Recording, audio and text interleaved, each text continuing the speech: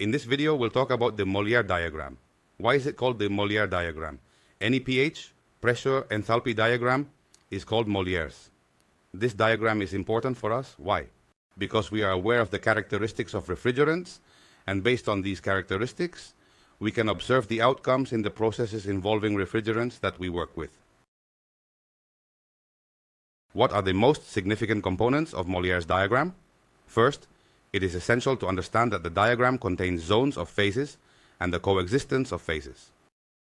We have a vaporization zone where the refrigerant is completely vaporized, a liquidation zone where we have it completely condensed, and there is a zone called the diagram bell where both liquid and vapor coexist. We will see how to know in what percentage there is liquid and in what percentage there is vapor. But this is the area where state changes would take place. We would go from vapor to liquid, which would be a condensation, or from liquid to vapor, which would be a vaporization or a boiling, which we could also say. There is a point called the critical point, which is important in some refrigerants, for example in CO2. When transcritical cycles are performed, it means that they are performed above this critical point, a pressure higher than the critical point, but in the refrigerants that we normally work with, it is not used. They are always subcritical. And these two curves are intriguing. They represent the saturated liquid line and the saturated vapor line. What is the significance of that? When we have a saturated liquid, it means that if we transition from the liquid zone, which is 100% liquid, slightly towards the interior of the bell, it will start to evaporate and form bubbles due to the increase in temperature and decrease in pressure. That is the reason why it is referred to as saturated or bubble liquid. In the case of the saturated steam line, it remains unchanged. However, if we extract enthalpy from a steam, enthalpy is subsequently introduced to make it shift towards the bubble line and eventually into the mixing zone. If we have a vapor zone and we remove enthalpy, we will approach the saturated vapor zone or dew line. Why is it called the dew line? When we touch it and cool it a bit more, we remove enthalpy, droplets start to appear, dew. That's why they're called that, bubble and dew. If we keep removing enthalpy or adding enthalpy, we will transition to the liquid or vapor region. And now we will observe how to measure the amount of liquid and vapor present at each point. This is accomplished through the use of indicators. The titles indicate that when transitioning from the saturated liquid zone to the vapor zone, it is possible to measure the composition that exists between the liquid and vapor phases. How do you measure? Below we can find the two different types of power strips, standard power strips and surge protected power strips. Or the one that goes from 0 to 100 or from 0 to 1, okay? It would be either for 1 or for 100. Or the one that goes from 1 to 0, it depends. In the end, what we need to be clear about is that if we take this line, we would have 10% steam and 90% of liquid. If we start from a 100% liquid, little by little it evaporates. 10% steam, 90% liquid.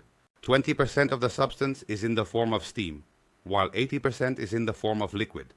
It is a 50-50 ratio, and as we approach the dew line, the proportion of vapor gradually increases.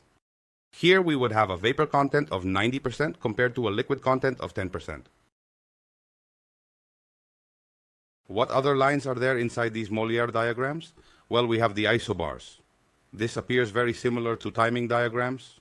If you have watched the previous videos, anything called iso, any iso line, means that all its points maintain a constant property. Therefore, if it is an isobar, it means that all points have the same bars, pressure. No, it doesn't imply a bar. Bar does not imply pressure. That is, if it implies pressure, it does not imply the bar measurement, but it does imply that all this line, at all its points, is at the same pressure as the one marked by this axis. The isothalpic lines, they are equal, they are completely vertical lines that indicate that all the points that are on this line maintain their enthalpy constant. If we shift to one side or the other, we'll have countless isothalpic lines. They're infinite. What do? We scale them by a factor of 5, by a factor of 10, however, so as not to make the diagram a complete block, but rather reference lines. The isotherms are a bit more complex, because here verticals are mixed with horizontals and curves. If we are in the liquid zone, the isotherm is entirely vertical, indicating that in this line all points maintain the same temperature, keep the same enthalpy, and maintain the same temperature in the presence of a pressure drop. When we touch the bubble line, we initiate a phase transition from this point. Moving to the right, we will begin to observe vapor values of 5, 10, 15, or 0.5, 0.10, 0.15, or 15%, whichever way you prefer to express it, but there is already a state of coexistence. And whenever a phase change occurs, the temperature remains constant. In this case, since it is done at constant pressure, it is also done at constant temperature. Then we will see that there are some cases when we have zeotropic mixtures, that is, when the composition of the vapor phase does not coincide with the liquid phase, where this line, yes, it is straight, but it is not so horizontal, but rather inclines a little. So within the pure liquid zone, we will observe that the isotherm is completely vertical. All of these points located within this zone have the same temperature. When we cross the bell, all these points have the same temperature. And when we already arrived at the steam zone, when we passed from here to there, it is called reheated steam, just like here it is called supercooled liquid, where they start to fall but in a curved shape. They make a small curve, and all these points have the same temperature. With this, the line is composed of 3 strokes, where the temperature is constant. Isochores, if you recall the psychrometric diagram, are the inverse of density expressed in kilograms per cubic meter. Here we have cubic meter divided by kilogram. It is a method to express it. We have to understand that the inverse is the density, and it will assist us in determining the amount of refrigerant circulating in the processes. Knowing that amount, we will be able to know the power of the transformation. So these lines will be the specific volume lines. Isoentropic lines are other lines where entropy remains constant. Sometimes indicated inside the bell, sometimes not. Usually they are not. Where we are most interested in the isoentropic is in the zone of superheated vapor. Why? Because compressors, ideally, would move in an isoentropic manner if the compressor were ideal, meaning that it would not exchange energy with the surroundings. That is not accurate. In fact, all of these processes involve the exchange of heat, so it will not go along this line precisely, but it will deviate slightly more from the intended path, named polytropic, to be discussed later in the course. To summarize, we possess a Mollier diagram wherein, due to its Mollier nature, we have an enthalpy pH diagram at our disposal. We will have the liquid zone, the gas zone, the mixture zone. In the mixing zone, we will have several indicators that will provide us with the proportion of gas and the proportion of liquid we have. We will have isochoric, isentropic, isothermal, which will be a bit more complicated than anticipated. And isenthalpic, we will have many curves that in the end always simplify, and within the bell, apart from the titles, little else is usually put to avoid making the diagram too complex. Everything we have seen refers to pure substances, or to azeotropic mixtures. That is, they ensure the maintenance of the proportion of the mixture in both the liquid phase and the vapor phase. Why is this important?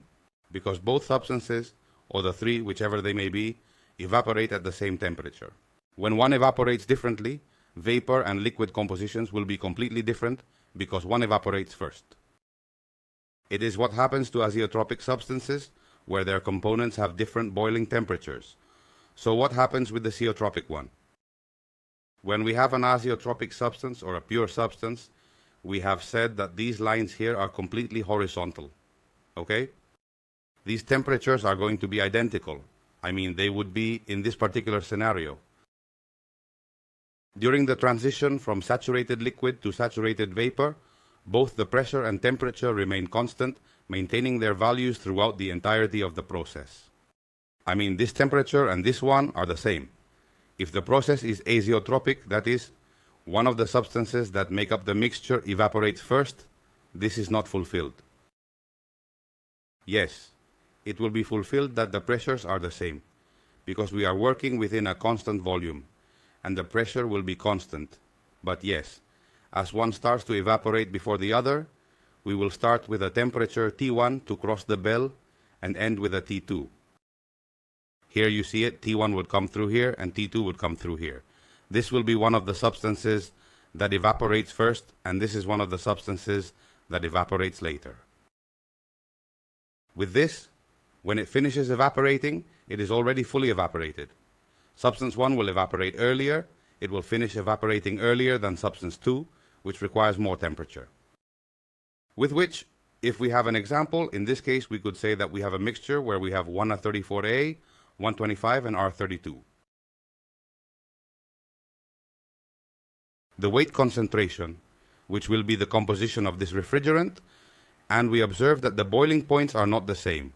So we will experience an initial evaporation temperature and a final evaporation temperature. For example, with 407C. Poorly positioned, it should be capitalized. Why? Because a lowercase c implies isomerism. An uppercase c implies that it is a zeotrope. Yes, for example, if we make the 407C change phase at 8 bars, having two different compounds, it will start to evaporate at 11.04 and finish evaporating at 16.86, because one of them starts to evaporate before the other. As you can see, the curves, that is the line of constant pressure, the isobar still remains an isobar, because that is the definition of an isobar, but the isotherms tilt a little bit. Okay? With this is the way to see in a Mollier diagram if the mixture is azeotropic or zeotropic. If it is azeotropic, all substances evaporate at the same temperature. The lines inside the hood are completely horizontal in an isothermal manner. While in the case of a zeotrope, certain components tend to evaporate first, resulting in a slight inclination of these lines. Be cautious due to refrigerants like 410. Where is that temp diff called slip? Here the slip would be 16.86 minus 11.04, those 5 degrees of difference are slippage.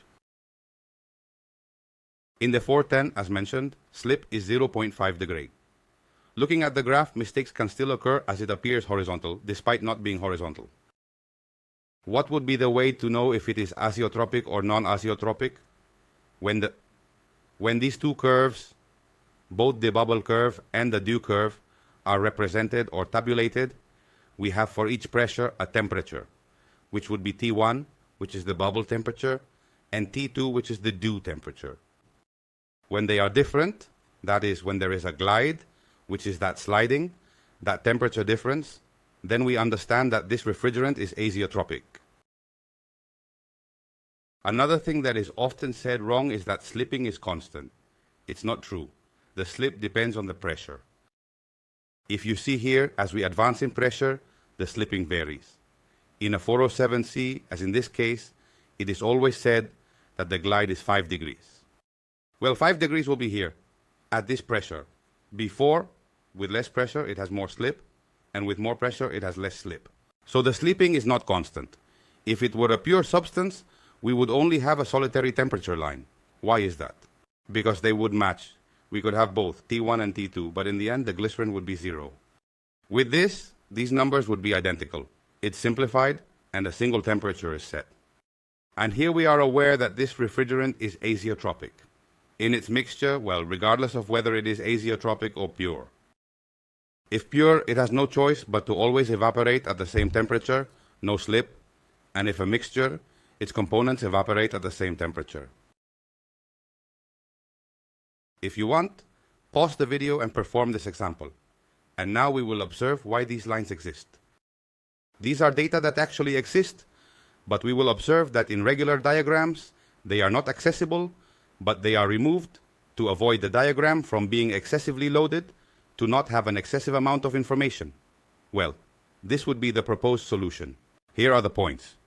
Can you take a look to verify if you have understood it correctly, if you have executed it competently? And notice how point 3 is inside the bell, so its density cannot be known well, neither its specific volume, nor its density, nor its entropy. Okay? In point 4, we would be in the saturated liquid zone, so we do not encounter the same situation. And in point 5, we are also located within the bell, so this data can be extracted. Yes, they can be removed. When working with software, it provides data. However, with diagrams, as you can see, the bell usually stays clean. It doesn't contribute to the titles. And in the liquid zone, nothing is added. Why? Because the temperatures are entirely vertical, so that area is left vacant to facilitate working in it without excessive difficulties. Well, this has been today's video. We will return with additional content.